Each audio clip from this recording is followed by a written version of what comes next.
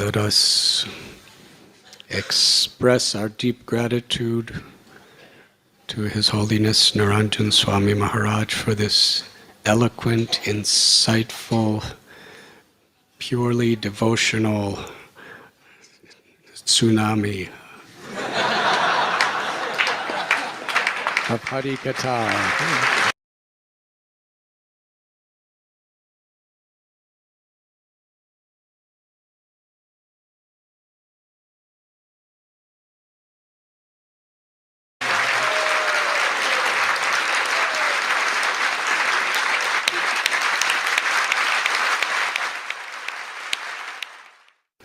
Maharaj was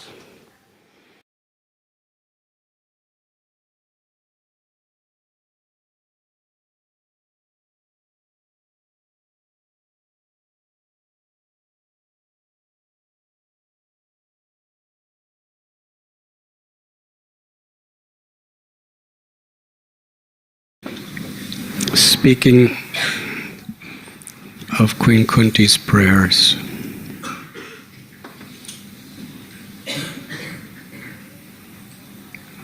In the first canto of Srimad Bhagavatam, we find the scene after the battle of Kurukshetra, after the Pandavas were victorious. Yudhisthira Maharaj is coronated as king, and everything seems very peaceful. And Queen Kunti is offering her prayers because Krishna is about to leave. And she's praying, let these calamities happen again and again. When we read these stories, we should read or hear not only with our ears and our mind's attention, but with our hearts also.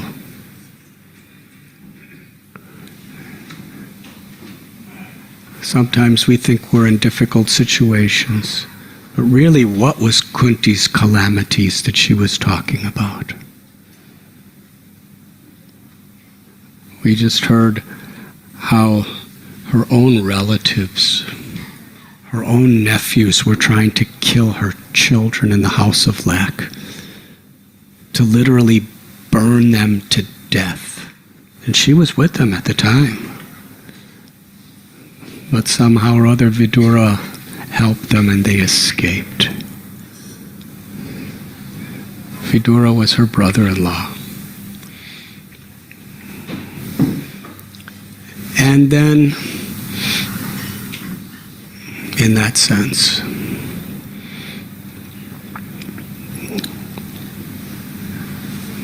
then we find they were exiled. She saw Draupadi being insulted. During the battlefield of Kurukshetra, her eldest son, Karna, who she loved as much as her other children, she saw her eldest son and Arjuna, another son, worst enemies who wanted to destroy each other. And then she saw one of her children kill her other child. Arjuna killed Karna. Now those of you who are mothers, what kind of distress would that have in your heart? Abhimanyu was her grandchild. She saw him slaughtered by unfair means. And she witnessed the pain of Subhadra and Arjuna, their mother and father. She saw 5 of her other grandchildren, a child from each of her sons to Draupadi. They were slaughtered while they were sleeping by Aswatthama. killed. I'm a Swami. I don't know so much about direct experience of these things, but I see grandparents usually love children as much or more than the parents themselves. She saw her son die at the hands of another son. She saw 6 of her grandchildren die in a most ignoble way, not chivalrously.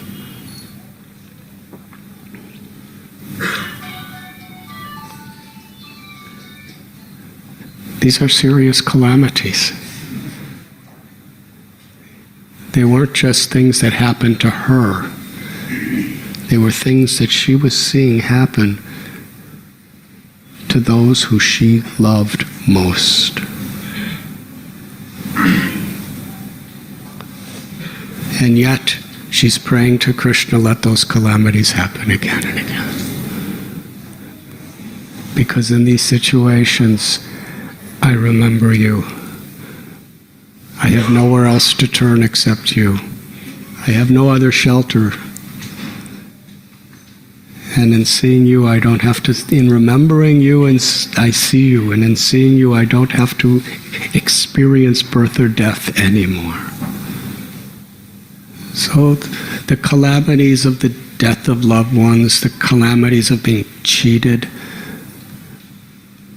the calamities of the physical pains, watching her 5 children and their wife living in the exile of the forest and being hunted. And it was very difficult. If she could have been there with them, it would have been much easier. But she wasn't allowed to go with them. She was at Vidura's house in Hastinapur. And she would just have to hear about these things. And she would hear the nasty, terrible rumors being spread around Hastinapur by Duryodhana about her own children.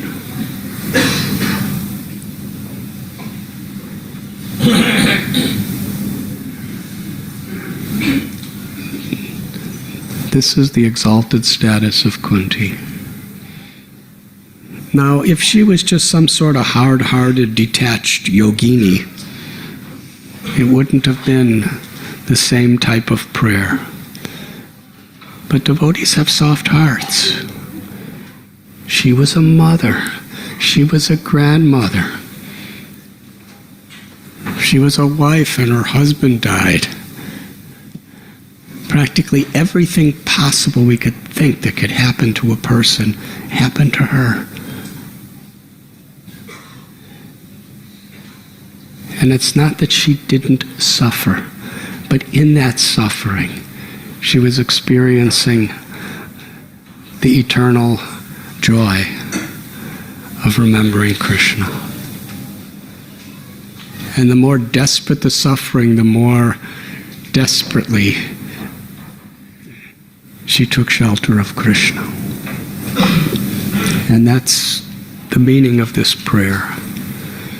And Srila Prabhupada said, whether we pray for calamities or not, they will come. We don't have to pray like Kunti for calamities.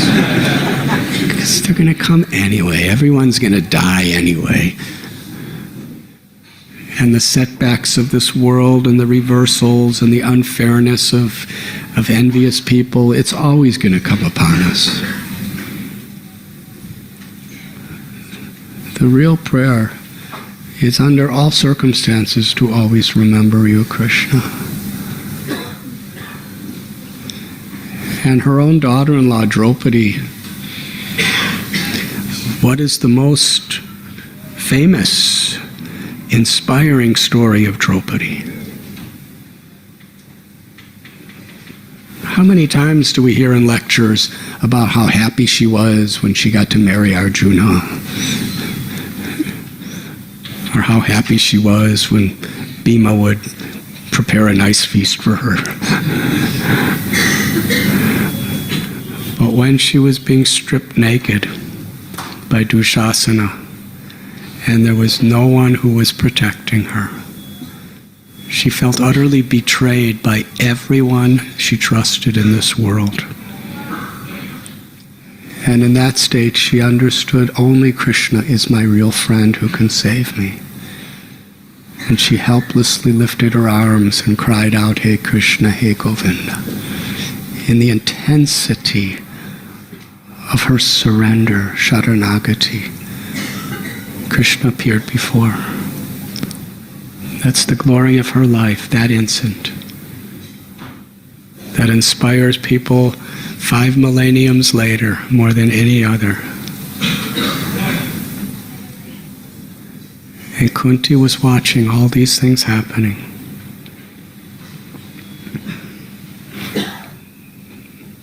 His Holiness Niranjan Maharaj was speaking about the daydreams and the night dreams.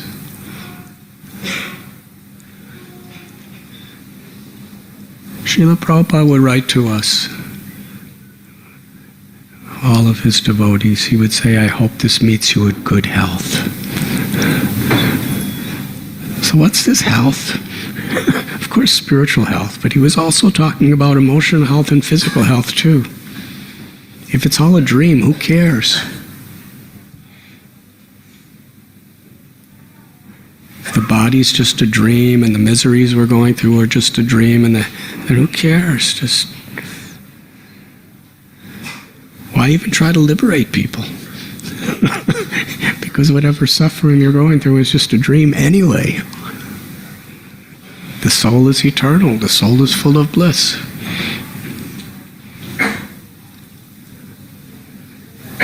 Because a devotee, although he understands or she understands the nature of these good dreams and bad dreams, daydreams and night dreams, still it's the Atma that's identifying with it. And a devotee feels compassion. What does Prabhupada mean when he says paradukha dukhi? A devotee suffers when he sees others suffering, and he's happy when he sees others happy. Well, if all suffering is just a dream, why should we suffer when we see somebody suffering a dream? It's because the eternal soul, that part of Krishna that's loved so much by Krishna, if Krishna loves us, therefore a devotee loves us. Identifying with this dream is what causes suffering. And devotees feel suffering when they see others suffering. But there's a difference. Because when an ordinary, materially oriented person suffers to see another suffer, we just try to make a makeshift change the dream from a suffering dream to a more happy dream. That's all a material person can do. But a devotee wants to wake us up. In Sri Chaitanya Charitamrita, Sri Chaitanya Mahaprabhu was speaking to Haridas Thakur, and he was really suffering. He said, my heart is feeling such pain to see all the people suffering in this world in forgetfulness of Krishna. And Haridas Thakur said, but you came here to wake them up from the dream of the suffering, from the bad and good sufferings.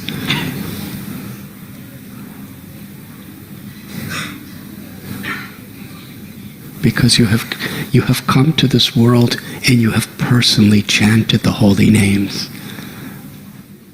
Chief Jago Gora Chandra Pole, Kota Nidra Jayo Maya Pisa Chira Kole. The daydream is because we're sleeping in the lap of Maya, of illusion. And yes, we feel for people who are dreaming in this way. Good dream, bad dream. It's all bad. Because it's all distracting us from our true, natural, wakeful state. Tivera Swaropoi Krishna Nityadas, that we're all eternal servants of Krishna. And love for Krishna is our true nature.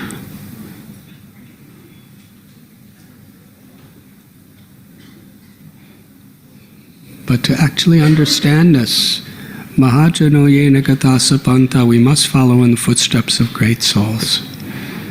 And the great souls come to this world and pass through situations that are very similar to us, but they show us how to do it. And that is Kunti. She didn't select the sufferings.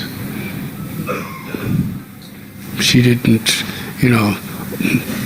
place an order on the internet to let my 5 grandchildren die, and let Abhimanyu die, and let my eldest son be killed by my younger son.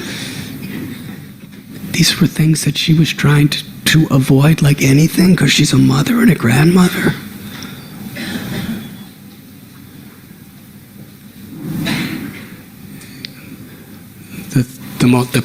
Whatever could pain her heart the most, it all happened. But she never felt Krishna why.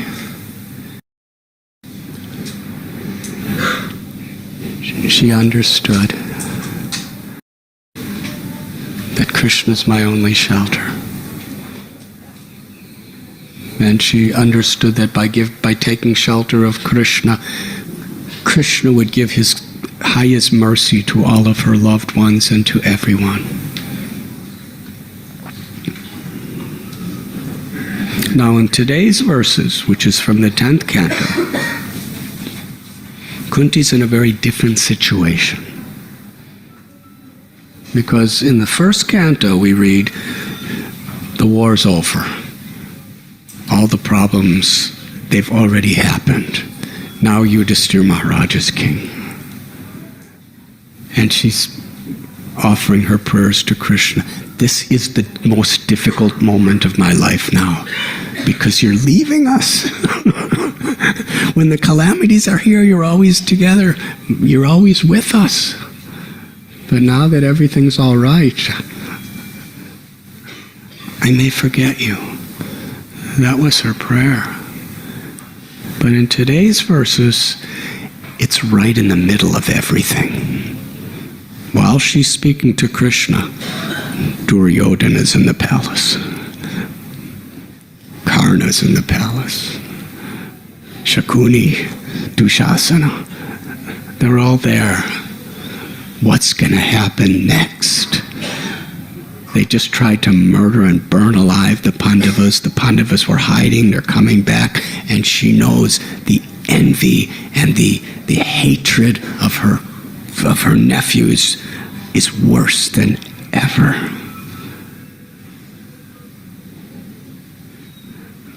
But Kunti, in her gracious, divine, motherly nature, has simply given her heart to Krishna.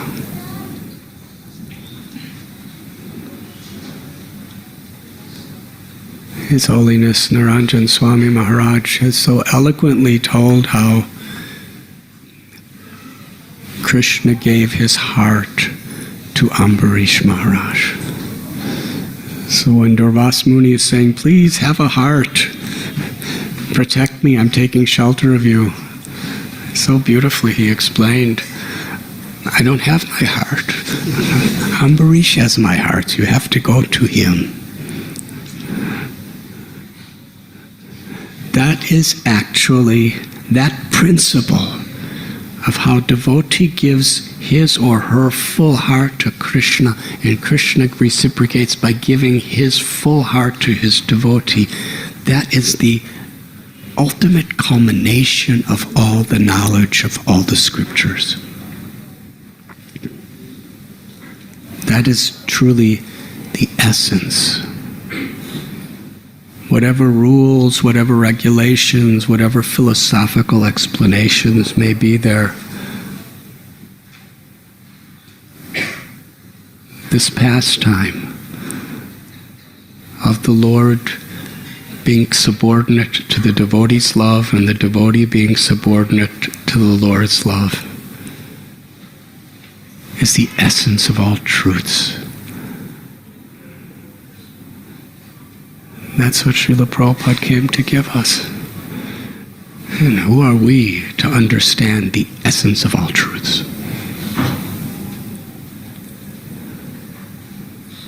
But if we have a simple heart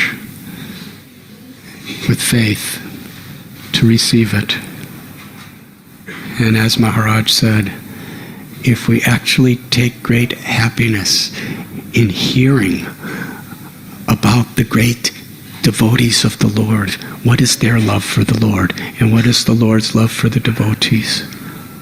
Just by developing that taste to appreciate another Vaishnava's love, that is actually how the doors to our hearts open to receive that love ourselves. It's most important. Duryodhana, he was living with the Pandavas. They loved Krishna, but he didn't appreciate their love. He was envious of the blessings they were receiving. Srila Prabhupada explains that if we are just not envious, if we just have a simple heart, and we can appreciate the devotion of others, and appreciate the blessings that Krishna is giving others, and appreciate how Krishna is conquered by the love of a devotee and how a devotee is conquered by the love of Krishna. And that mainly comes through hearing.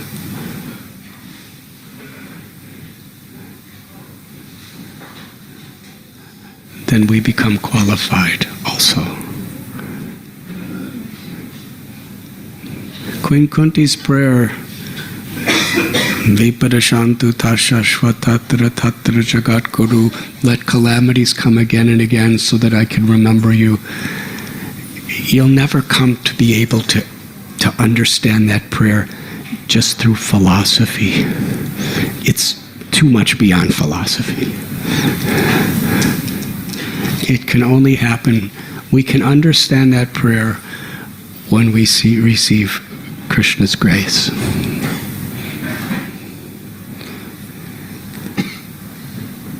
And Krishna will give us that grace when we learn to love and appreciate those who he has given his heart to. This is really what it means to be the servant of the servant. Thank you, His Holiness Niranjan Swami Maharaj. And I want to say one thing to you. You may be a little proud by how you clapped for him. But in Ukraine, they clap at least 1,000,000 times louder.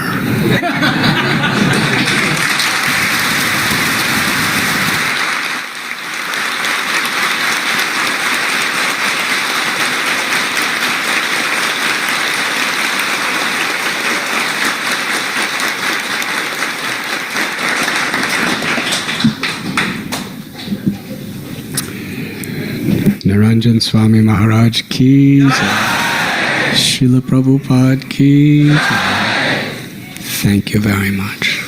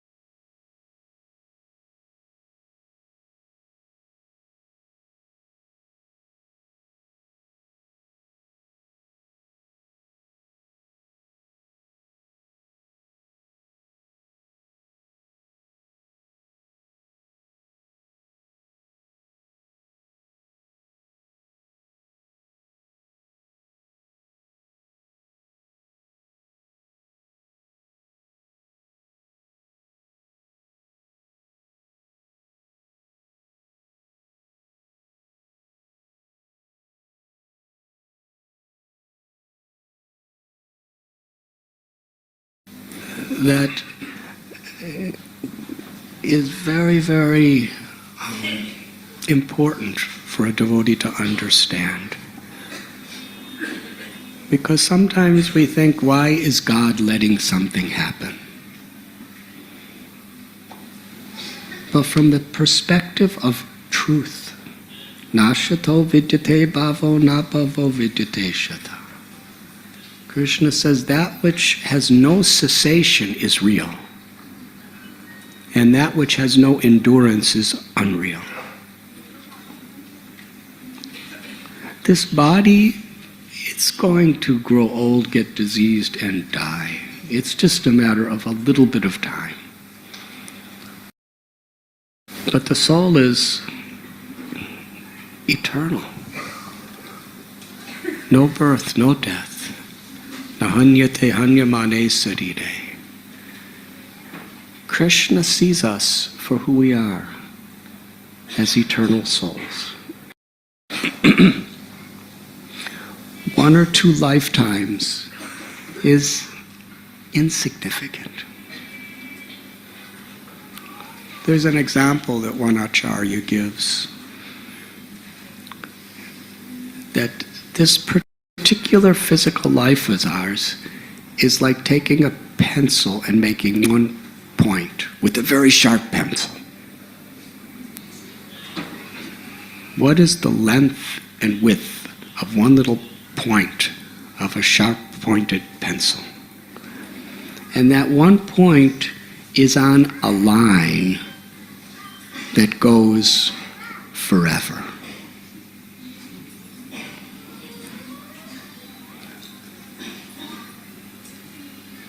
Our existence may be birth after birth after birth after birth after birth. There's 8,400,000 species of life. Some people may be going through them 8,400,000 times or more. So many births and so many deaths. And when we come out of this material realm, the point of our lifetime as the eternal soul keeps going on forever. So in a line that has no beginning and no end, what really is the significance of that one little dot that is the lifetime we have now? When we're in the dot and we don't see anything around us, we think this is all in all, and this is so important. And why is this happening to me? From Krishna's perspective, whatever pain, whatever anxiety, whatever failure, even if your business isn't doing so well, we become so depressed, we become so suicidal because of all of these situations, and why is God doing this to me?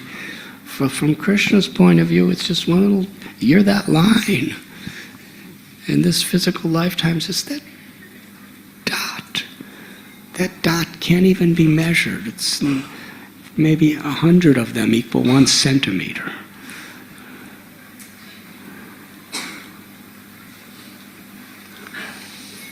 So Krishna sees from that perspective. What is going to help us to actually be happy in our constitutional position? Which means to realize that I'm helpless without Krishna. My only true purpose is to serve with love.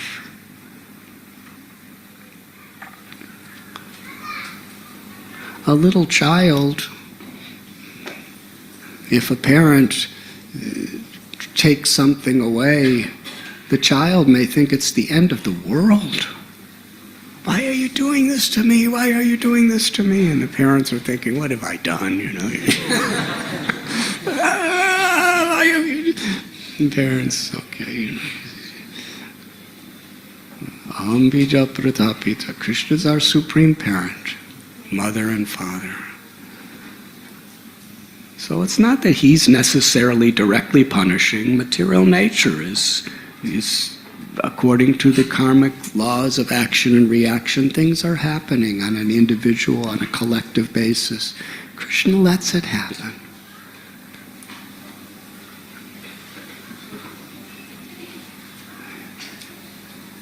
Today morning we spoke at at the medical consultants. For a doctor, sometimes a diet, sometimes a medicine causes pain.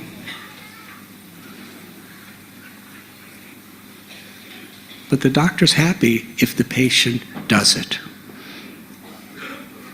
Just like I have so many people I know have had cancer and went through chemotherapy, and they really suffer during chemotherapy. So naturally, we are suffering with them, but at the same time, we're happy they're doing it because we want them to get better, and so many people do get better. So Krishna, he sees in the long, he sees the eternity of the soul and what will ultimately give us the best chance of coming back.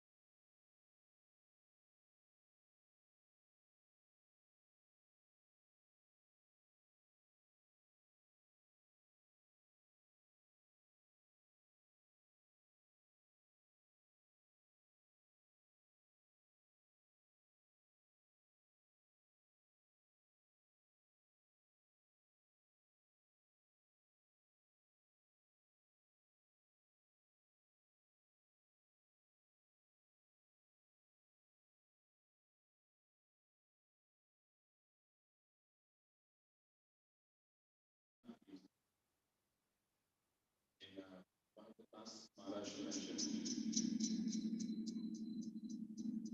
that the tendencies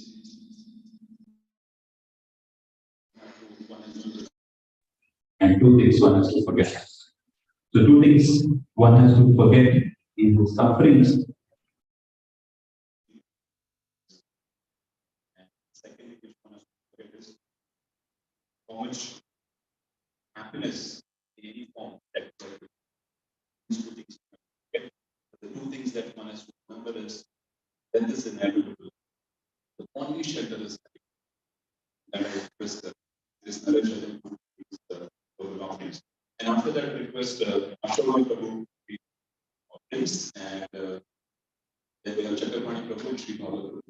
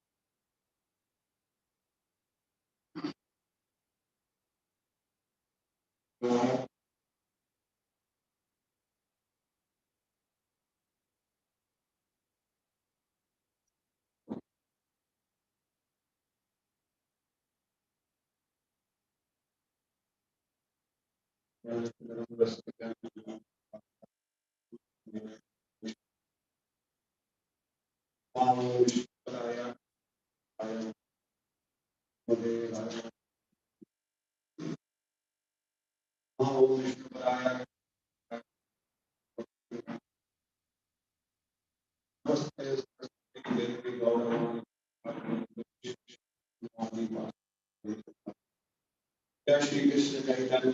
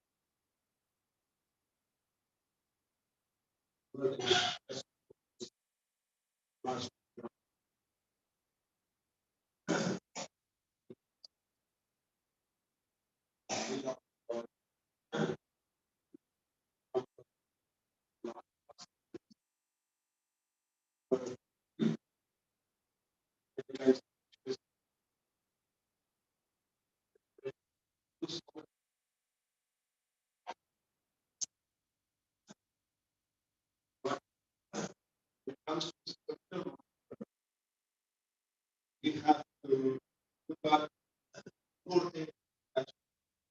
What exactly, what am I doing to my spirit? Am I really developing words what is like following instructions properly? So these kind of meditation and assessing oneself and really fulfilling my desires of my spiritual master. So these are the things really very necessary to deliberate on and see what has happened the last year, what has happened.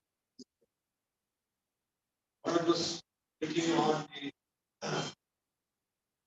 just now, that one point what he's talking about, how the body because of it. Atma is so important, we have to look at that. So in the same way, if we do not meditate on the instructions of the spiritual master and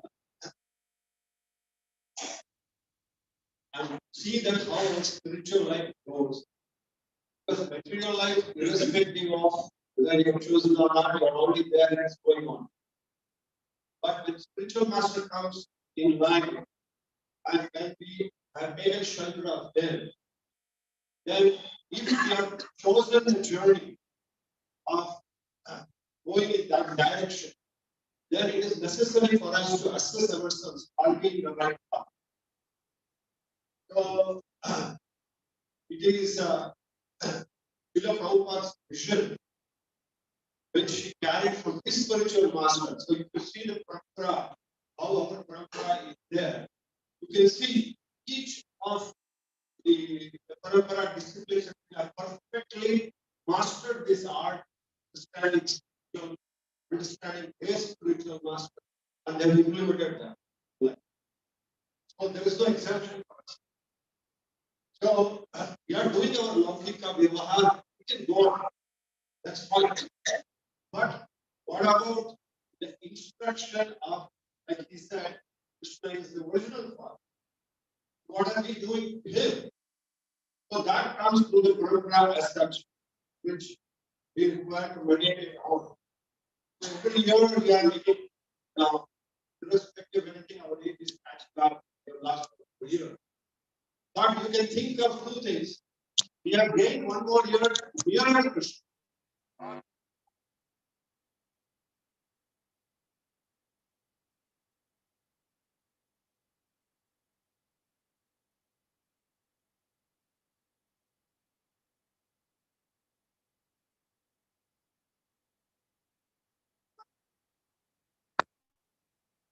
A sincere devotee, sincere person, how he should look at the spiritual master.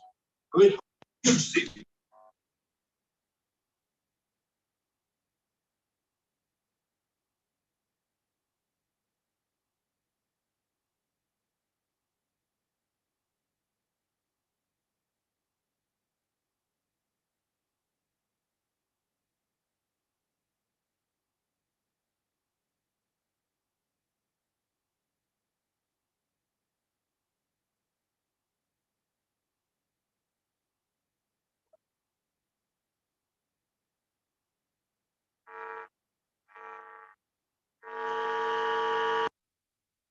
In life, you go through That itself shows the praman for us that my spiritual master is the right. Because this is quoted by Shuddha. That's how we understand who the spiritual master. What does he do? So Maharaj has come from now what background and where he is. So this perfectly fits there that yes, he is a bona fide spiritual. But just by telling bona fide spiritual master, that doesn't stop. Okay, I'm disciple.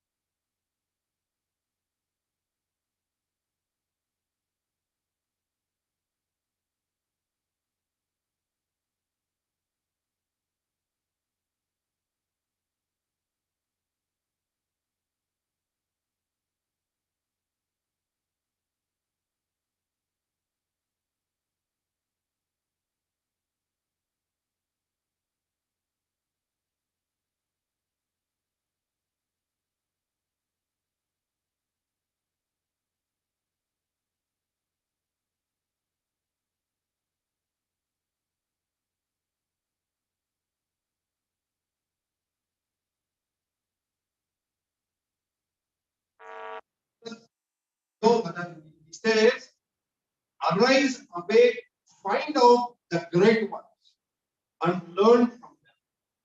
For the sharp as the razor's edge hard to traverse, difficult of going is the path, say the sages, but do not stop till the goal is reached. Now it says, find a person who is of that caliber. So now you have a spiritual master. We have a spiritual master. Our parampara is so paka. So what is that which is stopping us to go ahead? But here it is talking about Uddhista Jagrata. That means you have to, the moment you get initiation, you have to be very careful. What is our contribution? He has already given us the message. Now what is our contribution towards his mission? His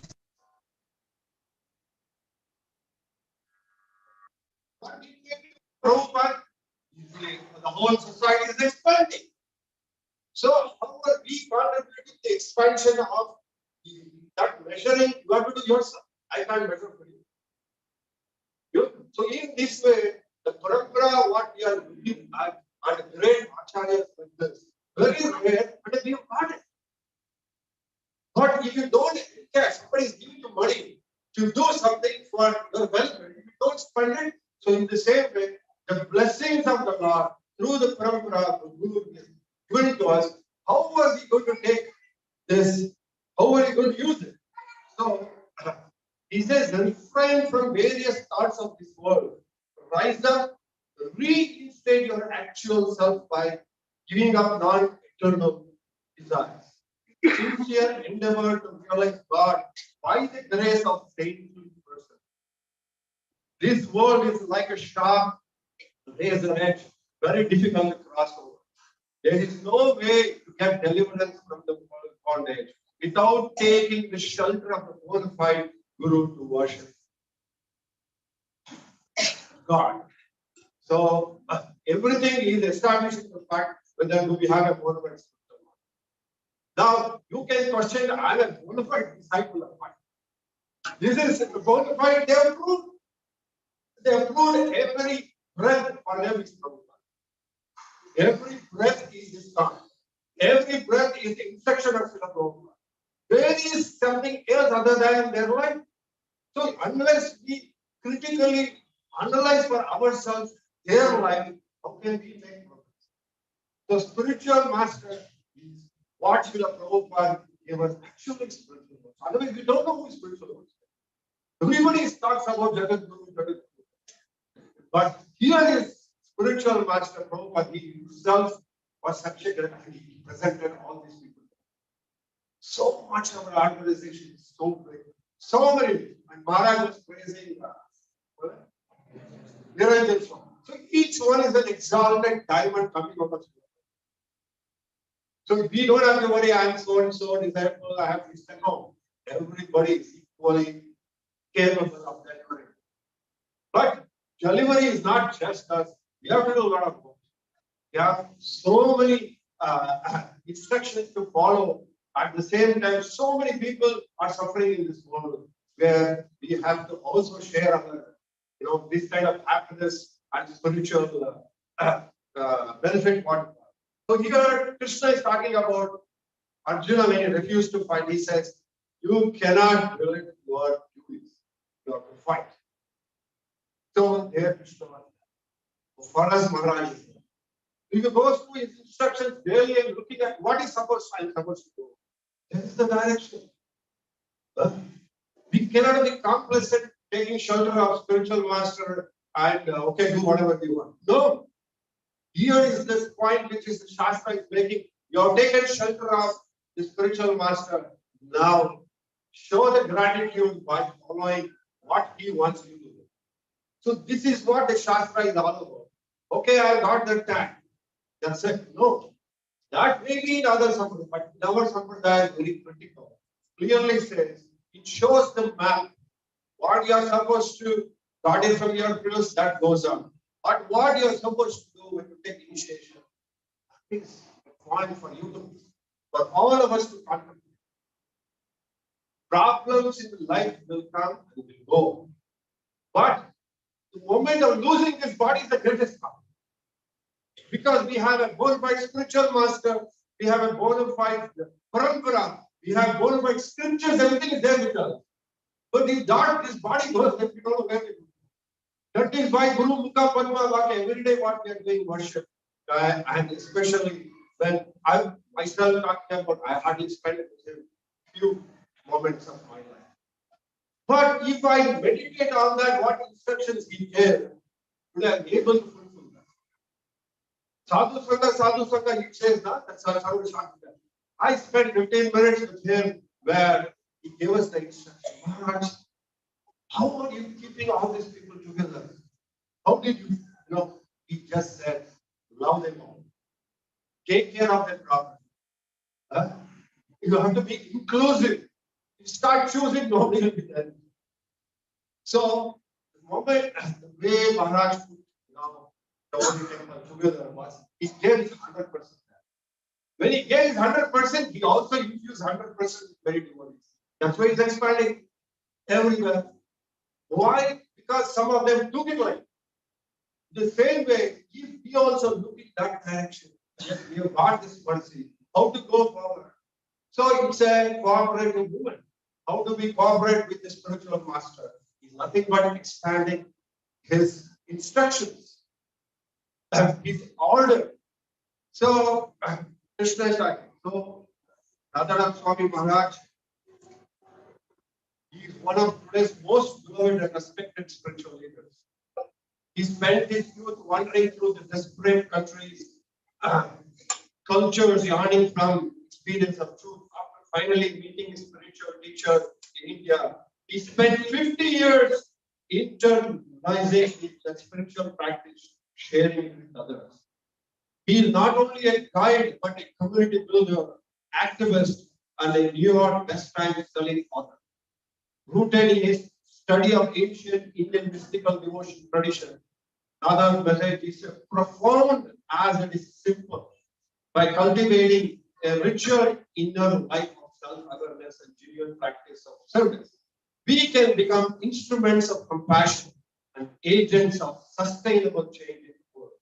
So the point which he said here is, you can see what is that he didn't do what Srila Prabhupada. So his 100% understanding the mood of Prabhupada is implemented. So we have to measure those things and our affection towards him becomes stronger and stronger because it is spiritual.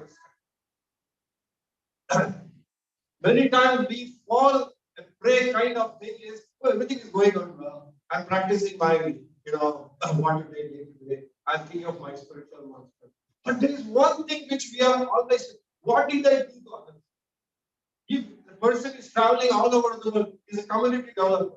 Now you have something here which I want to share. You are community developer. You see how we can cooperate to develop this community.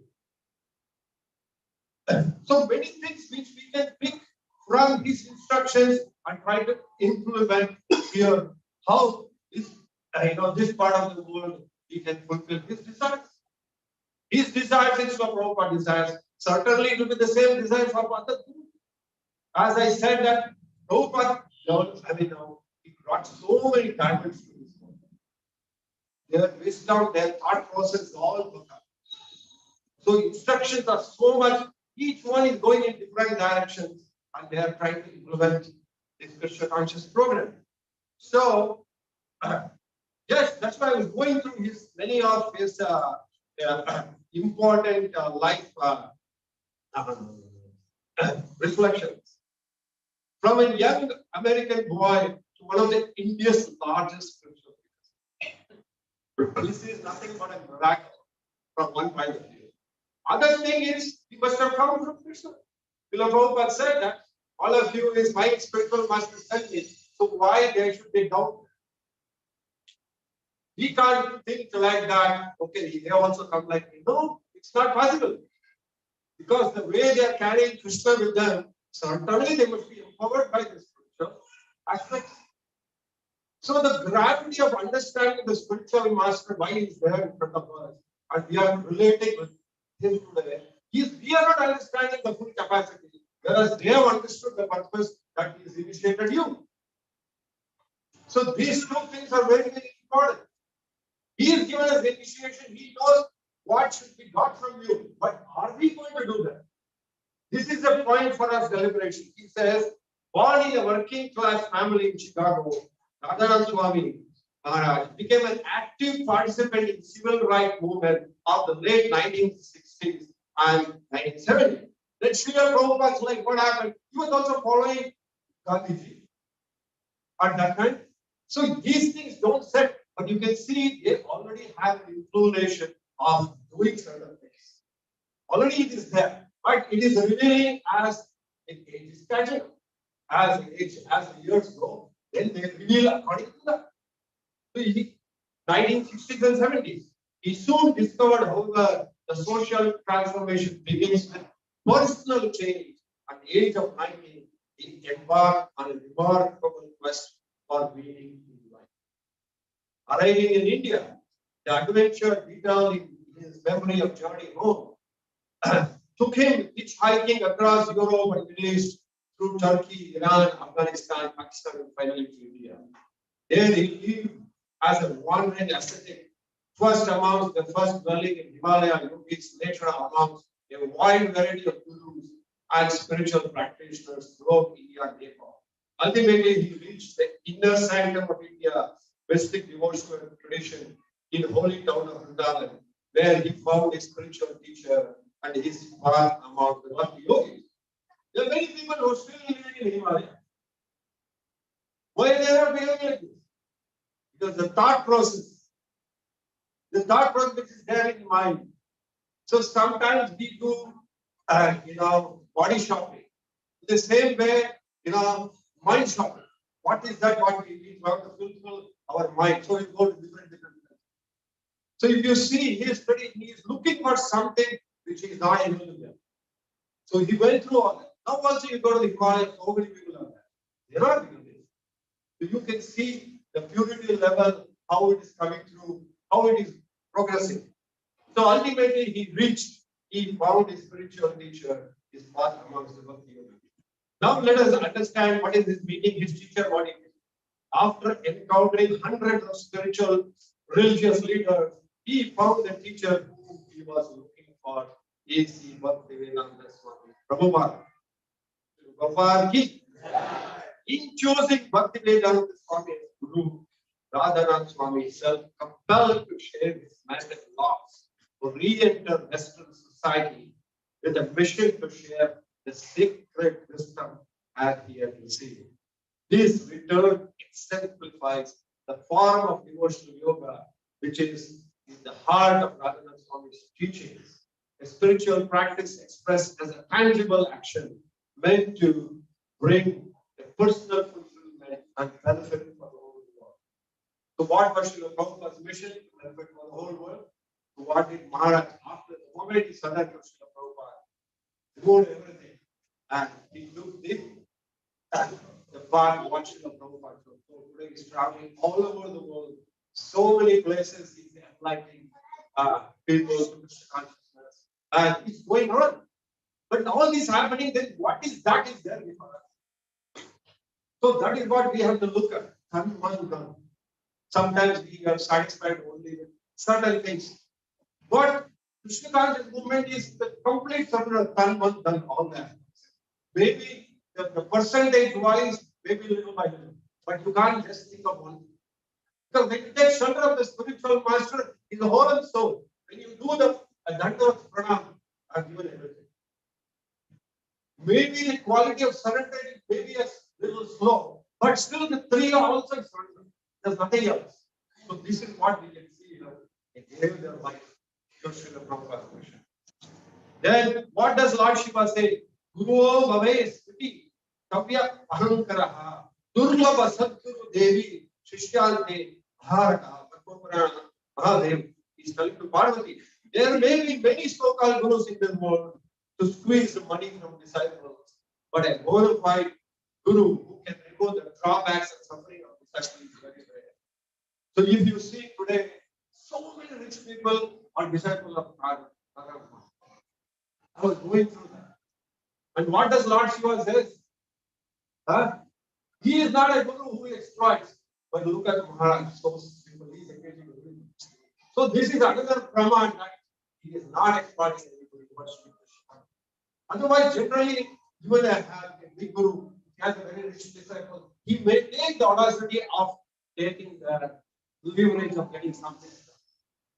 But it is purely on the basis of what Srila Prabhupada would do. Neither Srila Prabhupada disciplined his disciples, nor his disciples are doing. So this is another point of Pratyaksha Praman that he's following the Parampara, not exploiting anybody. And he talks about relationship. In spite of many responsibilities, he travels widely, teaching the Eastern philosophy and spiritual growth in Europe, Asia, and America. He has been featured as a guest speaker in universities such as Oxford, Cambridge, Princeton, Harvard, Columbia, and Stanford, in conferences such as this. So where all he's gone and given his talks. But look at the humility. We don't find any tag here. Can you see anywhere? But if you see many gurus who are all there, first thing is that this guru, he did this. This guru, so they are advertising it. This separates our parampara.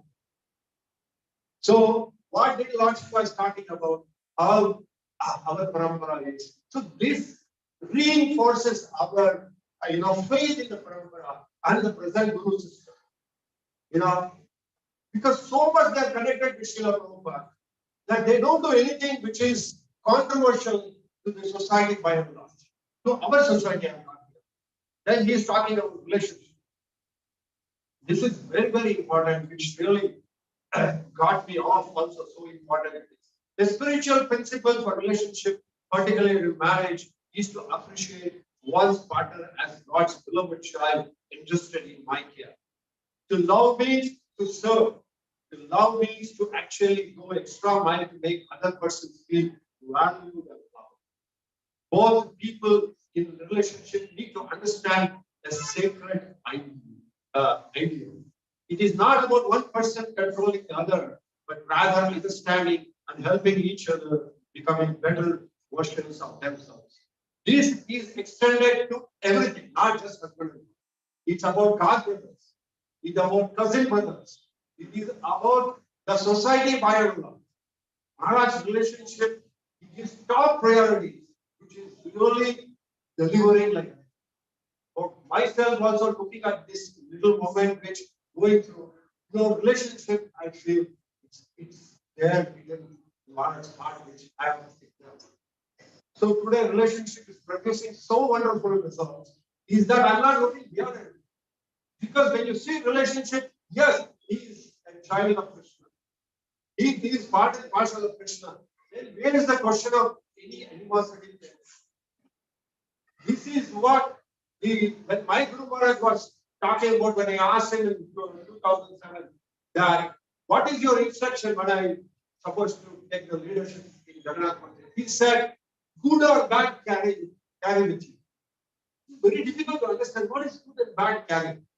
But same thing I understand here. Maharaj had such a big heart. He could accommodate everybody. Just like Srila Prabhupada accommodated that Haridas, who was a chore. So you can look at that parampara, so strong they are in their relationship and so inclusive. They don't leave anybody. But we are choosing. You have to be very careful in what's happening in our life. So if we do not take these important, fundamentals, principles, we will difficult for us to progress on. Very necessary for us to, in this movement, has to, because it's an inclusive movement, nobody can be exempted, in the part of this ISKCON world. When Prabhupada said, whole world can live in ISKCON base, that means if you don't build a relation, why will they come and live it? So it is necessary that every temple extends its heart to the devotees, throughout the world. So his relationship. Then he talks about the choices. He quotes Roosevelt's family said, I am who I am today because the choices I made.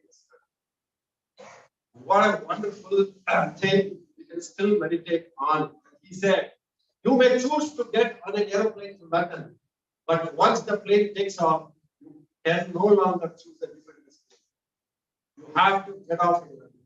Still, you can make new choices as to what you will do when you go there and land after you arrive. So all of us have landed in ISKCON. Now you have a choice to do your best. And Maharaj has done the best. He's quoting us. And he's proved it. And many of his disciples are doing it. It's not that I'm telling that you're not doing it. Just reinforcing, reinventing our will to go in that direction. Because we have a journey to go. Many new people will come here. So how are we not prepared for it? So unless we are prepared for it, we cannot go forward. Because the temple cannot be closed for a few and it's not that kind of one. The temple is always big open. Anybody will walk. You have a choice. You have to be the election. So you meditate on this. So in this way, we can also fulfill the desires of Maharaj and what he is doing around the world. Then he says, a simple analogy says about life. We are responsible for our choices. Whatever reactions we are presently undergoing is due to past choices. We can choose to respond in a way that is beneficial for ourselves as well as around us. This is how we shape our future. These are the words of Maharaj.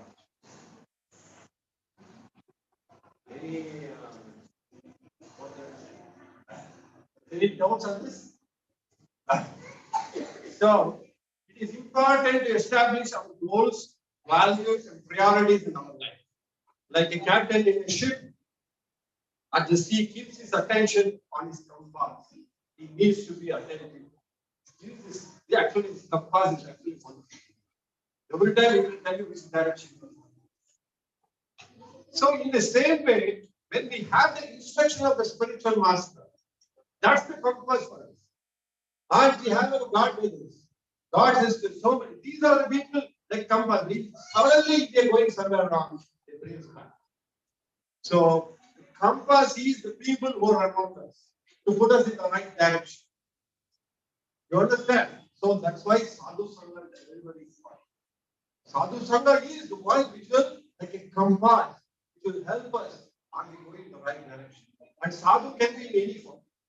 He can come anywhere direct, but how Krishna is revealing to every one of us. So he says our moral compass, especially to help us to navigate through so many stormy times. Choice of work makes it and breaks the relationship. Choice of timing can affect our outcome of our pursuit. A choice of diet and exercise can determine our health. A choice of our consciousness can change our experience of life. Nobody can talk about this if they are not realize or experience. This cannot be unless a person is realized then only this can he can speak like this. Otherwise, it will be superficial. And that can happen only in this program. Because this is what Srila Prabhupada he encouraged everybody to be part of this society. Same thing happening even today. So a realized person only can speak. You cannot. Because we have seen the Pratyaksha Praman around us. Today, our temple, even though there's so many people who support it, but it's Maharaj disciples like them who gave me 24 hours support. So the gratitude I owe to him is much more than you if you have taken it. They have supported this temple. So the point what I'm trying to say is this is that they're not biased. They just want this movement to go. Who they were disciples, you are, that doesn't matter. It is the consciousness what is matter. Till today, I don't know from my point of view, I have never had trouble from so wonderful people. If at all you have trouble, they should tell. Hey, but from them, so Krishna consciousness, we have never any time had a debate on my guru or your guru or something, nothing has come. That itself shows that how much they are looking at a beautiful relationship which is flowering in this world. So, if we are going to accept Krishna consciousness, especially this Veda cannot come without. Your guru, my guru will not come because every guru is coming from Srila Prabhupada. The moment you are making this distinction, that means something wrong with us, not something wrong with us. So, this is a very sensitive area where we have to extremely be careful how we promote the instructions of the Lord, not the bodies. What matters today is that husband is initiated by somebody else. Wife is initiated by somebody else. Recently, I came across one person that he said, my wife wants to take initiation. I said, fine. Then, okay, I take everything. So I was thinking that his guru is going to initiate her. But he said, no, he has chosen somebody else. I said, understand, my God, the same house, but still they are deciding. Hopefully, they are not from Samadharma. If it is in ISKCON, we don't have money. Because the same instructions, the same way of life, the same, mood. So, Radhanath Maharaj, he makes one point here. He says, greatness of a Prabhupada, greatness of a person can be estimated by how they respond to provoking situation. For this, Maharaj himself is an example. One of his senior disciples told me at that time, where a time had come where to integrate with ISKCON or not. The entire congregation were there at that time. They decided that they didn't want to go to ISKCON. They wanted to have separate, everything was there.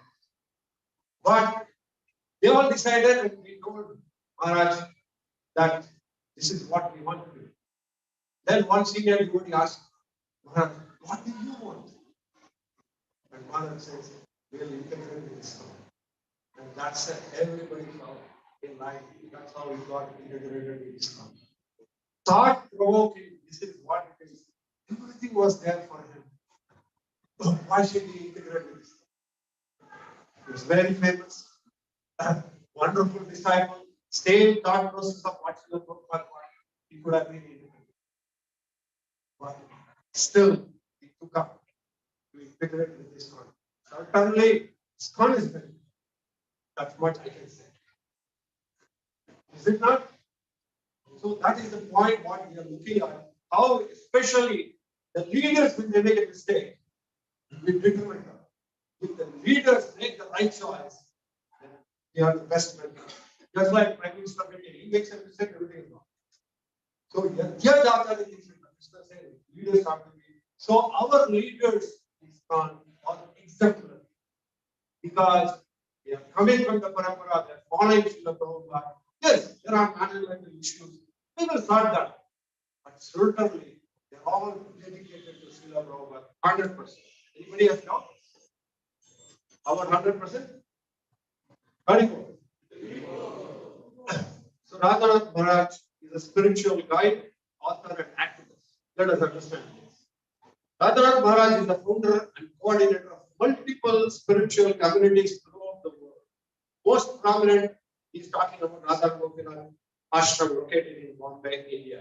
Under his guidance, inspiration, the project has grown to include hospitals, orphanages, eco-friendly farms, schools, temples, emergency relief programs, and food distribution programs.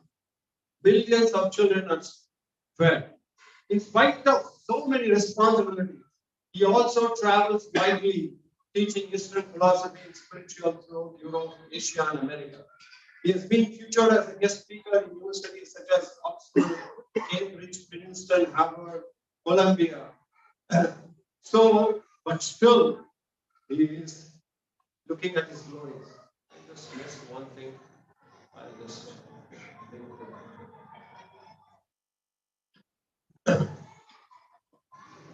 did I talk about disconnection? The root cause of our disconnection from others is a disconnection from ourselves. When we are not touched within ourselves, it is very easy to feel alone, even in company of others. We may spend time following others on social media and less time discovering ourselves. We may spend time taking selfies, but less time for self-awareness. We are prone to be superficial relationship with others simply because we have superficial relationship with ourselves.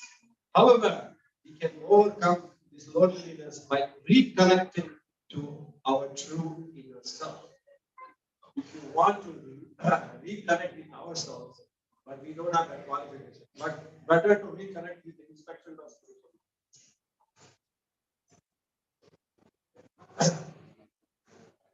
It is very, very important that we cannot know where we are. So where we are going, in which direction, you introspect and you will know where we are today. So maintaining a spiritual equilibrium in society by and large with Maya is necessary. But equilibrium in spirituality is not required. There is no equilibrium, there is only one. But Maya you have to balance. Because so many things are attached to that. So this connection is something is very, very important when you forget what you are. Because your identity starts with your father, your brother, your mother. So many identity comes there. So, but that's not true. That is still you are not connected. That is to do with beauty. That is not to do with spirituality. So once that connection is done, then all the spiritual aspects, when you take it, these beauties which is there, you also become spiritual. Because you start relating the connection, yes, they are also part of the master. When we see our kid as my son, but also as Krishna's child, that is the difference. So that's how Srila Prabhupada make the difference of when his own family were not there. For whatever reason it is. In the same way, when we are going in this journey, always remember to connect that you are connected with spiritual master. In this way, you are very safe. In this present time, when you leave this world also, it will reunite. So here is a great spiritual master who is an icon in this world. As long as these instructions are there, we also will be safe. So thank you very much for giving me an opportunity to speak. I have an agenda for coming and speaking here. It is very clear is because I'm expecting my gratitude to Maharaj that so many of his disciples are coming and helping us to grow here. So in this way, I want to express my gratitude because we can't spend time everywhere. But we can always take these instructions and we can see what is the world happening. The other last second, Governor was here after the program was over. I just went for Tushar. Then he called me. And Devoni came and called me that Governor is called. So I went to the room and sat. My God, the way he showed me the real way of relationship. All his top people were there, big people. He's introducing me. Why should he do it? He could have done to one of them. But he saw me as one of them. He said, he is a leader. Please connect with him. He can help you. Really, it was, I became very in my heart. Now, just my mind became very small. What a large heart is. Such big people, they are all CEOs. Why should he introduce me? So this shows that how transparent, how connected they are with ISKCON and the legacy of the world. So it's a great opportunity for all of us to go in this direction and make, fulfill this instruction as well as the parampara. Thank you.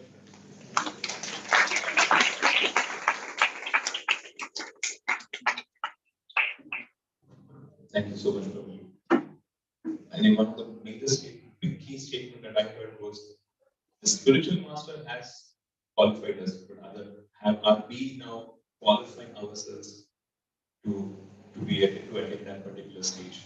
So thank you so much, Prabhu. In one of the critiques by Radhanath Swami Maharaj, by Swami Swami Maharaj, I just read the last line.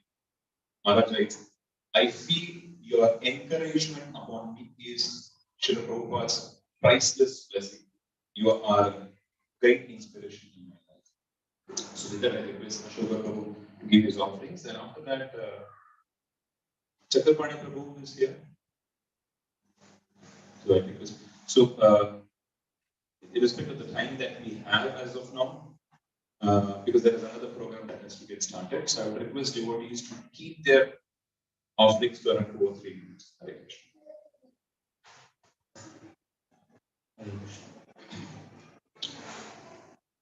Namo Vishnu Padaya Krishna Preshthana Bhutale Srimate Radhanath Swami.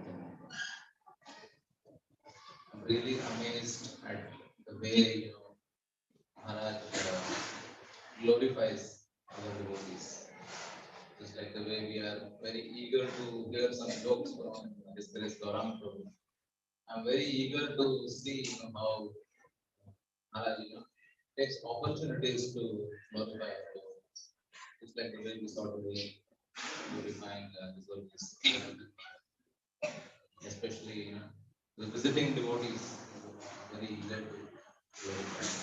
I remember this incident where when the holiness Jayaswai Maharaj had come and he gave a class. And at the end of the class, he said that the goal of life is to become mad in love for Krishna.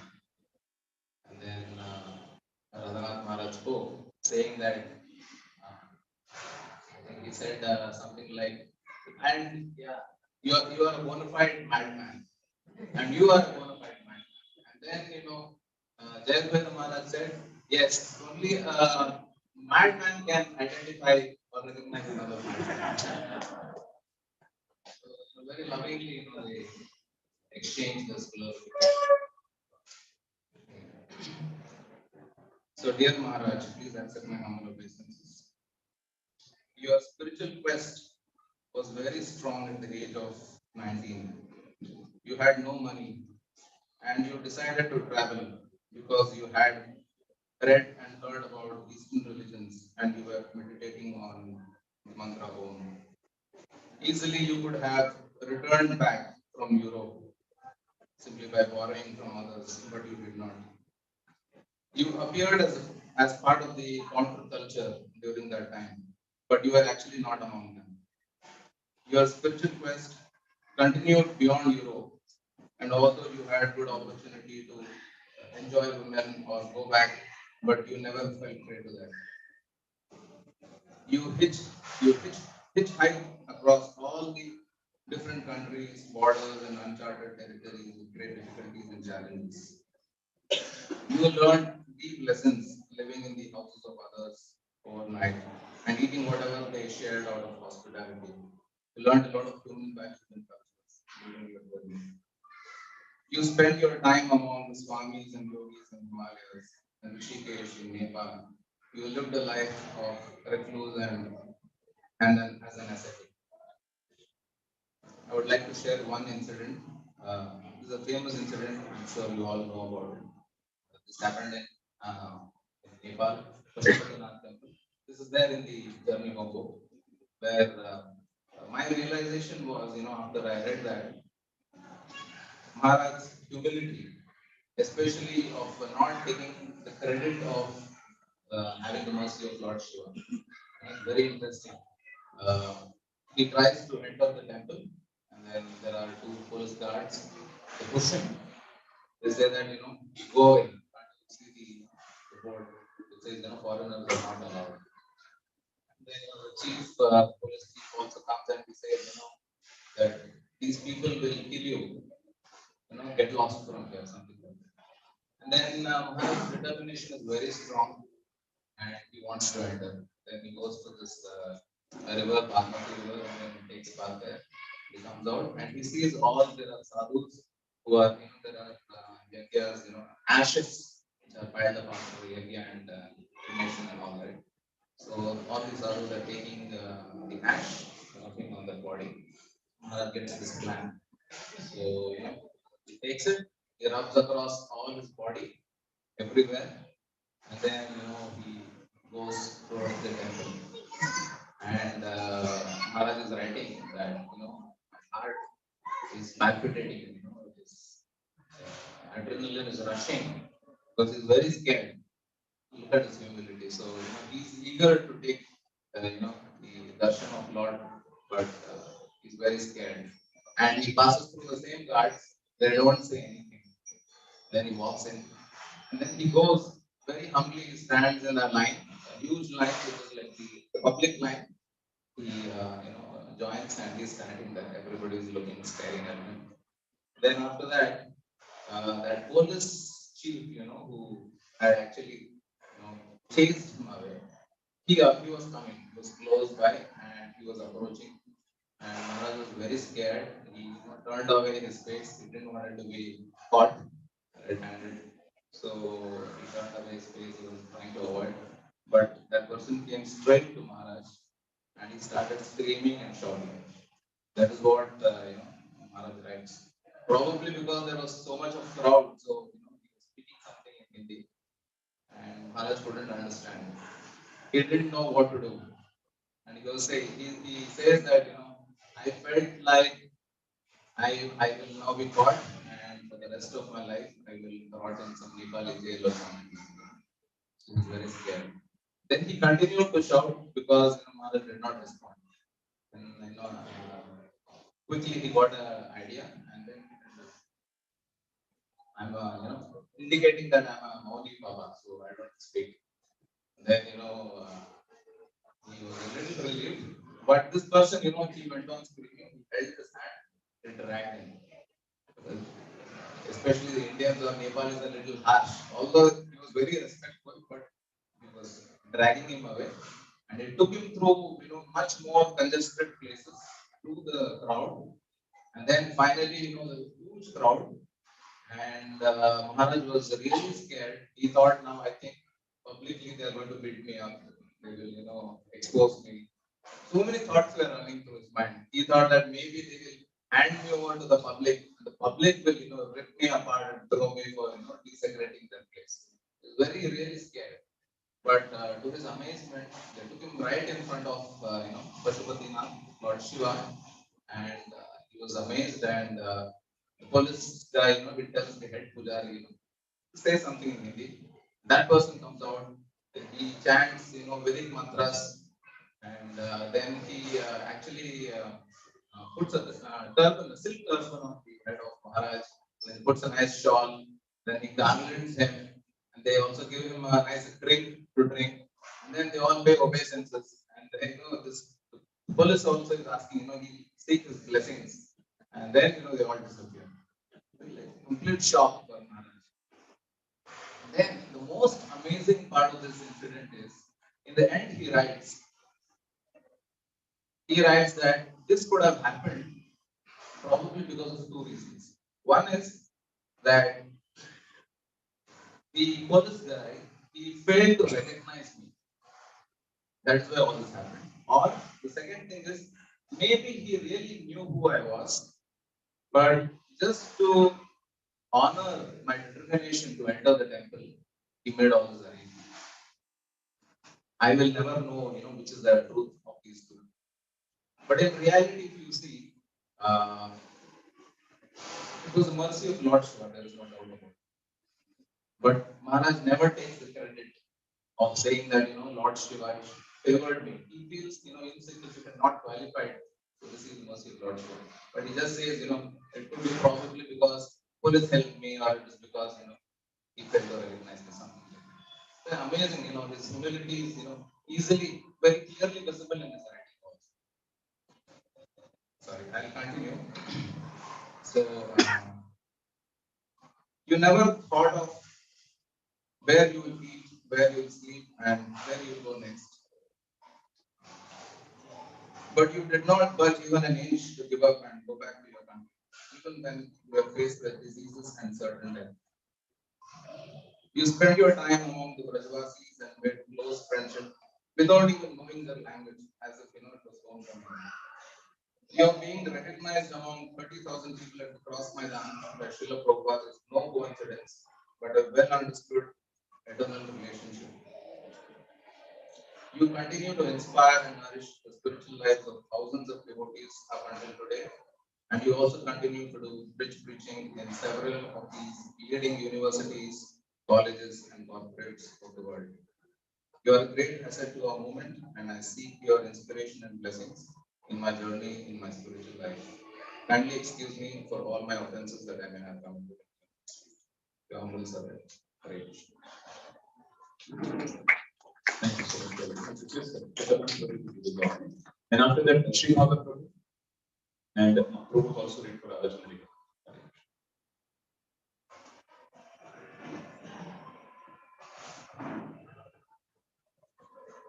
Thank you for notice for giving this my words of because Maharaj, Hare Krishna, please accept our service. Maharaj, one thing among many which amazes all of your followers, we disciples, is your presentation of Krishna conscious philosophy and practice, completely conforming to the standards and Siddhartha of the Gaudiya Parampara, and at the same time being all encompassing and inclusive of everyone from all walks of life. In line with how Srila Prabhupada and Sri Chaitanya Mahaprabhu have presented it to the world. One aspect I will highlight today from your lectures is time and again in your lectures you have emphasized on the importance and power of faith.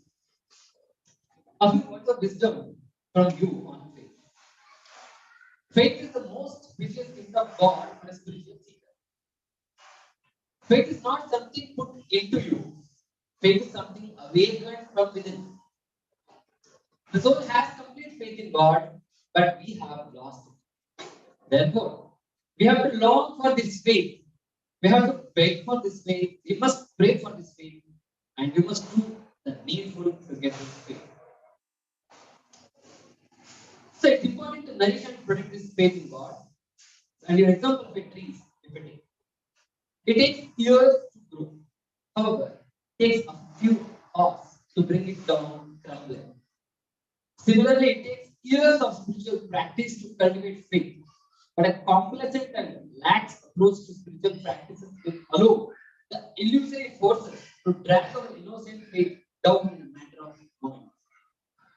Maharaj warns us to lose money, prestige, health, or even one's life is not so much of a loss. But to lose faith is the greatest. So, in connection to this, our discussion I will share from Jaiva Dharma about Shravana Dasha. So, this is Vijay Kumar speaking to Goswami. Sometimes people hear about Krishna from materialists. What is the result of that hearing? Goswami. One may hear about Krishna from a materialist, or one may hear about Krishna from a devotee. These two kinds of hearing are different in many ways. By hearing about Krishna from a materialist, the hearer does not gradually attain faith. On the other hand, by hearing about Krishna from a devotee, eager to engage in devotional service, the hearer attains spiritual piety. In some future, the spiritual faith will rise within him. When he attains this faith, a soul is eager to hear the glories of Krishna only from realms of great glory. This stage is called Shravana Dasha, which is of two kinds. One is Shravana Shuddha, Krama Shuddha Shravana Dasha, and Krama Hina Shravana Dasha. What is Krama Hina Shravana Dasha? When the hearing is done, without determination. And when it does not touch Lord's essence, it's called Kamahina. Then what is Kramashuddha Shanti? When hearing is done with great determination, when it touches on Lord Krishna's pastor, then the rasas will come. Thank you, Maharaj, for your most wonderful association to your divine body. It is constantly available to all your disciples and followers. To elevate us in spiritual faith by hearing in Kramashuddha Shravana, the nectarian pastime flowing like Ganga from your divine book. So I think your mercy on this very auspicious occasion to stay steadfast and committed in my spiritual practices of absorbing holy names and Harikatha and help others along as a divine servant. Your aspects are very much. Thank you so much. So once Bhavan Prabhu in his class was mentioning about an analogy where a person passes stool and then when he gets up and walks back, he looks back disgustingly at the stool and says, very disgustingly looks at them. See, you're just a stool. The stool speaks to that person. And he says, I was a gulab jamun sometime back, but with your association, I became this. So Maharaj, after hearing this in the class, was mentioning that we were like stool, and because of the association with Srila Prabhupada, he made us like gulab jamun. So Srila Radhanath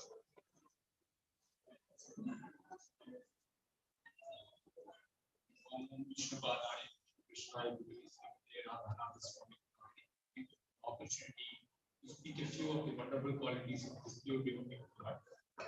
So Maharaj typically exemplifies austerity. So whatever I'm sharing is what I've heard from other devotees in various classes and lectures.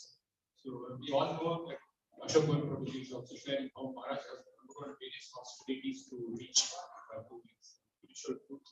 And also, once he has reached, he has never set down his standards. He always raises his bar and sets higher standards of austerity for him.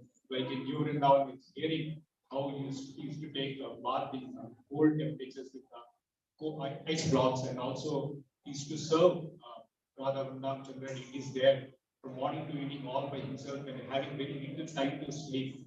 So, like this, he did a lot of preaching also there, and he was very successful.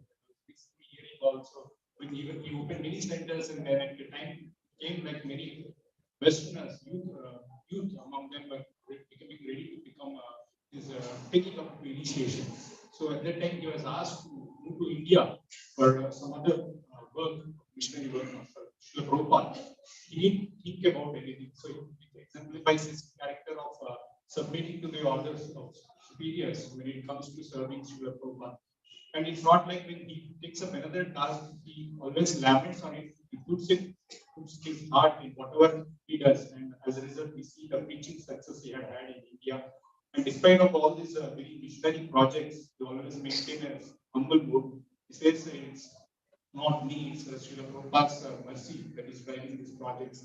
And he, by nature, is also very simple, is what I've heard. He doesn't like to talk too much, not do unnecessary talks. But if it requires for the pleasure of for the purpose of serving Srila Prabhupada, he goes to any extent. He doesn't mind any of the inconveniences also. And relating to Vyasa Puja, hearing, he doesn't mind any of the elaborate arrangements. All he wants is his disciples to follow his instruction, because that is the real meaning of Vyasa Puja. And finally, what I've heard is his projects and actions. Whatever he does for Srila Prabhupada is almost like a direct instruction for all his disciples to how to value and serve one's guru. So I'll also quickly read this in the class. She is sharing that Vyasa Puja is one spiritual master gives his disciple the chance to glorify his qualities and to express one sincere gratitude.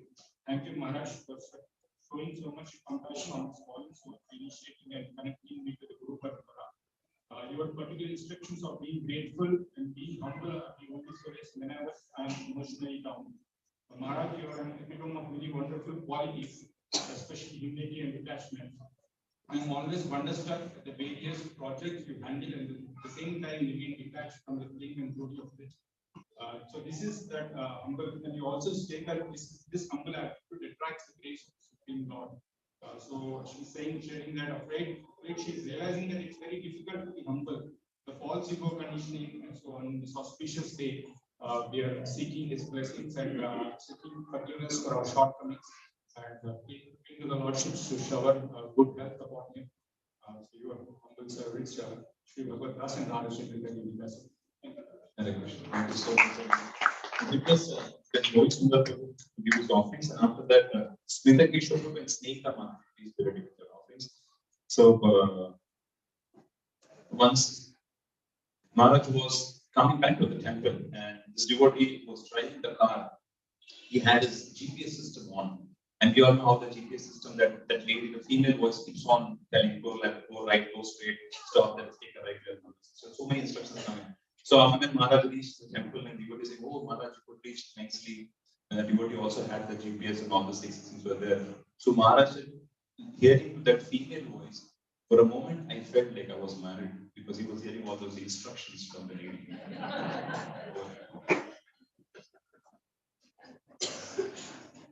Some coincidence, when we talk about pain, actually Maharaj had spoken practically in all aspects of Krishna consciousness. So I also wanted to share some of his teachings, some excerpts from his classes, especially on the topic of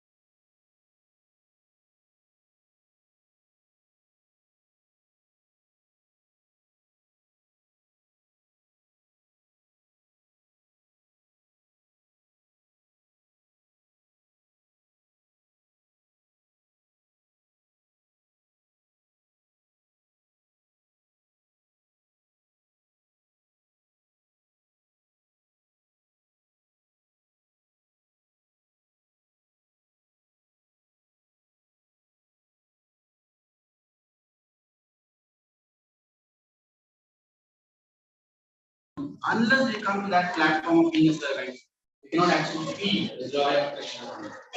Maya cannot harm us when we get attacked from outside. All outside attacks will make us stronger if we are sincere. But when she attacks from within, which means attacking from within our mind, when she drops the seeds of dissent, envy, jealousy within our mind, that creates a sense of competition. That ultimately results in a breakdown of love and trust. The great mission is it is only by the grace of Krishna the ahankar is removed. Until he removes it, we will be imprisoned by it. We do not have the power to remove it. It takes a great person to sympathize with others' misery. It takes a very great soul to feel genuinely happy to see others' happiness. And are you doing your service to decorate your false ego, or are you doing it to glorify Krishna? This is a very important question you may not have asked.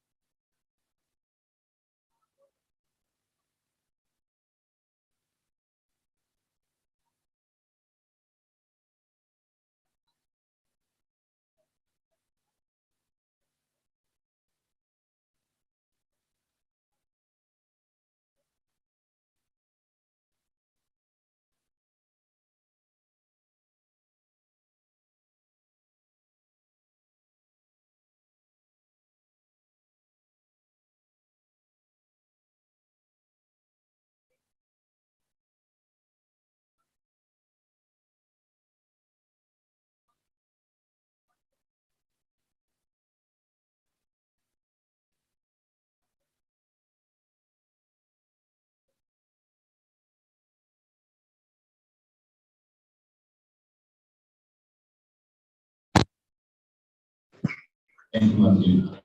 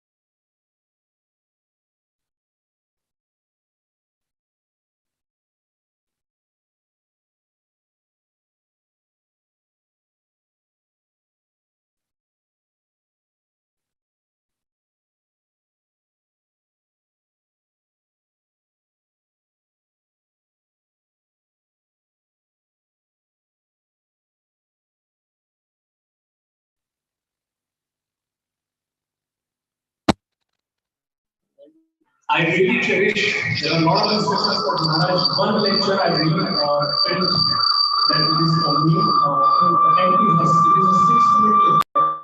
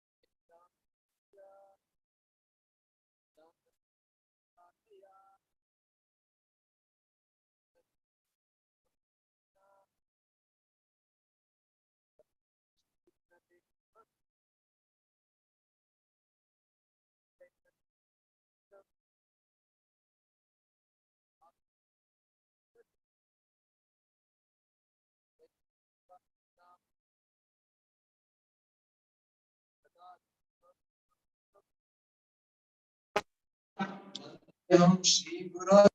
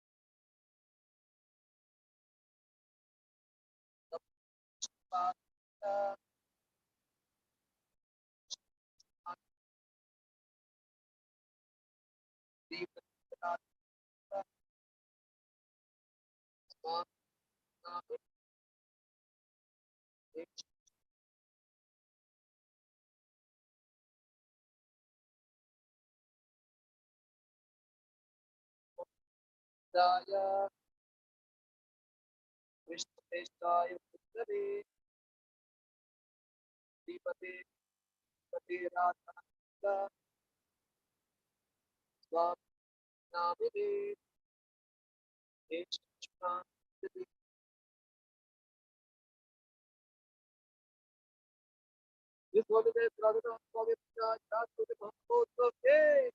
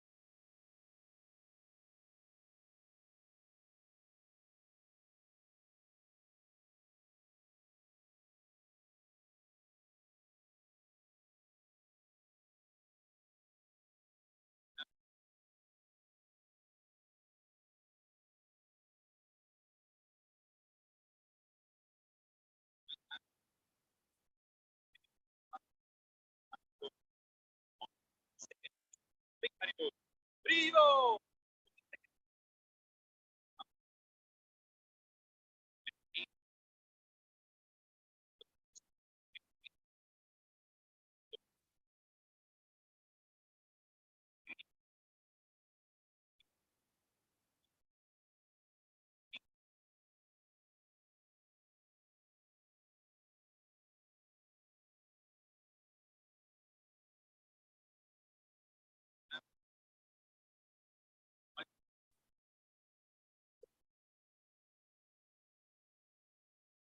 We have got to the Gopinath 39 Shuddha Bhagavata and 600, 680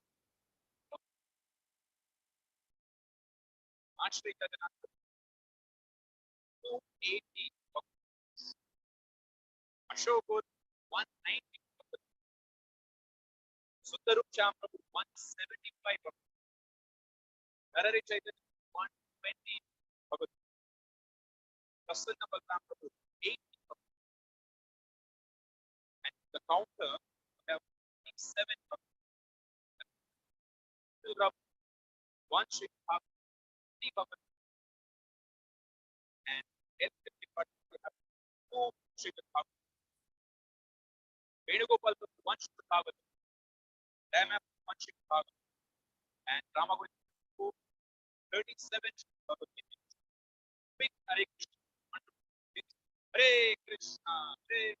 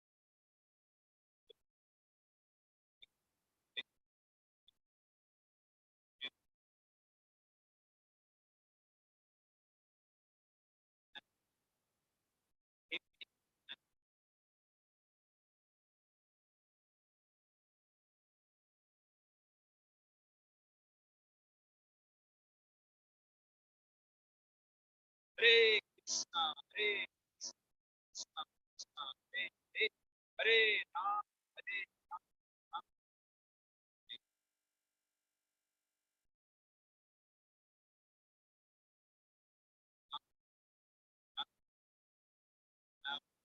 Vata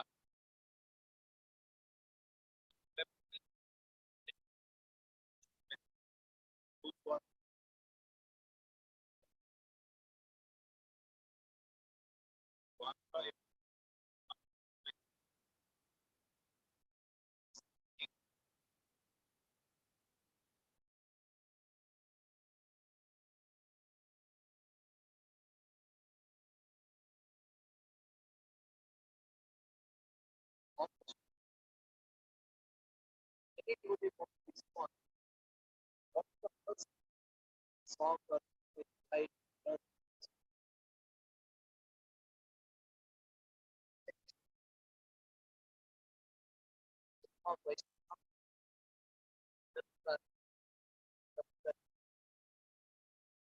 so we all have this I have also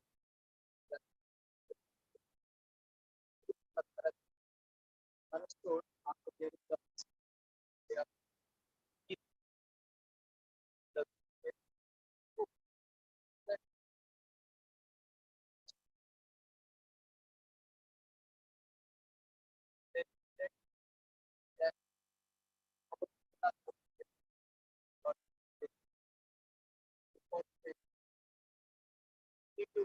at least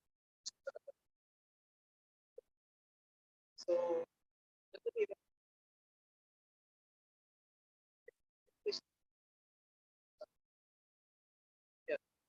ito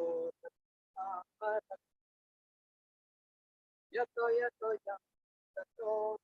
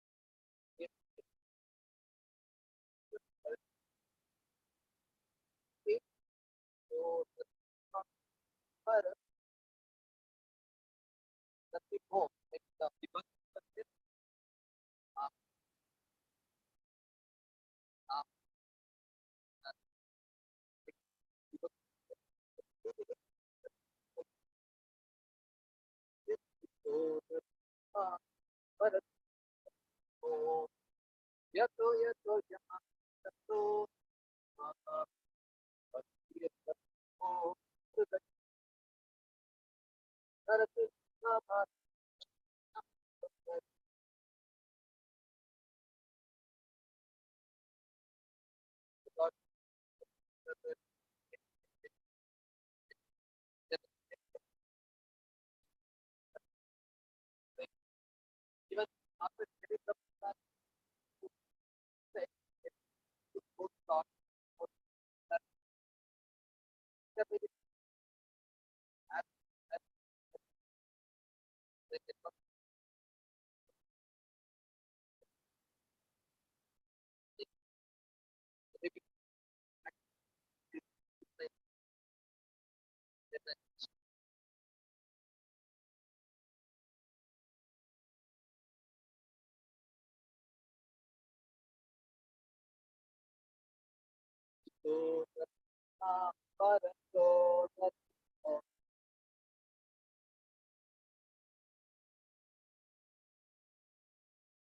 yato yato yato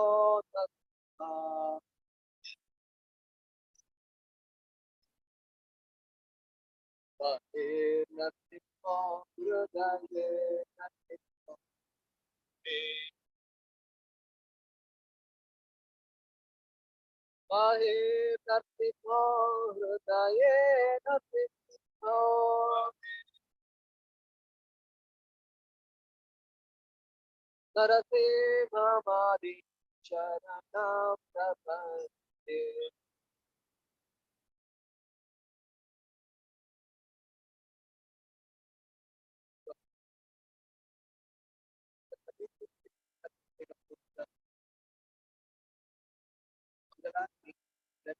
Mandala to the two lines of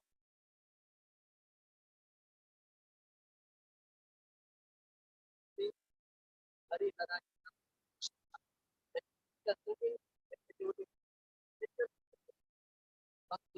Harihara Yadavaya Nama Yadavaya Posted Shivo at the Prabhupada the light of the Tattva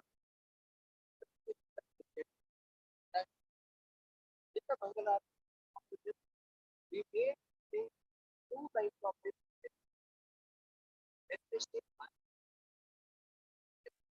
but it is also used with two lines. It is the first time it is Harihara Yadavaya today Vaishnava song the Vaishnava it is proper it should not that it is also it is not Harihara Haraye Namah Hara or Shiva Haraye is separated Haraye that Gopal Shiva that the two lines it is like Maharaj said that it is two things Maharaj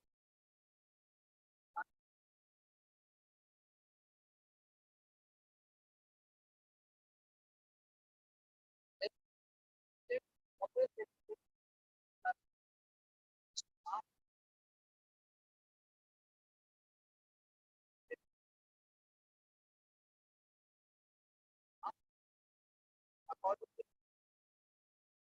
the my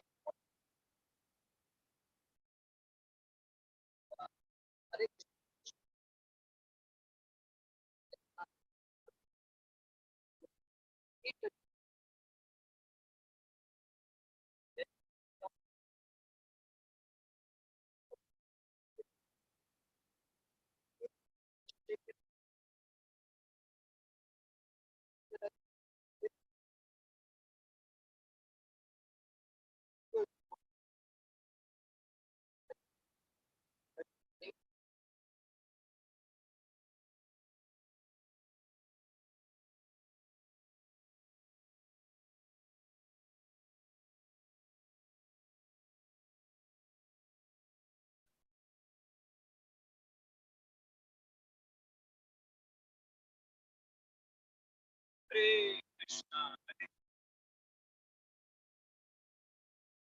Hare Rama, Hare Rama. Any newcomers today? First time here. So, it's not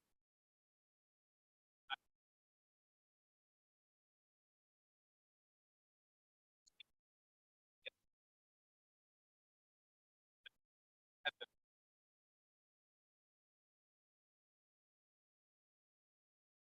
main session, right?